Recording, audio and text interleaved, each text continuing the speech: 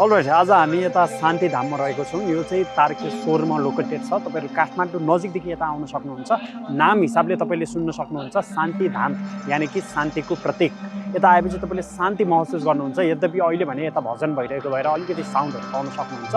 Photo खिच्नलाई, hiking आउनलाई र साथीहरूसँग शान्त वातावरण चाहनुहुन्छ भने यो ठाउँमा आउन सक्नुहुन्छ तपाईँहरू। हेलो हजुर, तपाईँ यहाँ के गर्न आउनु भएको थियो आज?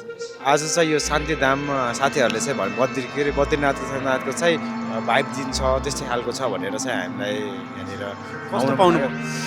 ठिकै रहेछ। त्यो चाहिँ अब हामीले उसै उताको जस्तै सोच्नु त भएन। त्यस नेपालमा पनि जस काठमाडौँ नजिक ल जाउँ न भनेर साथीभाइ समय भएको बेलामा चाहिँ जाउँ भनेपछि नजिक रहेछ। तपाईँले हामी चाहिँ हाइक गरेर बाइकमा जसरी नै आउन सक्छौँ।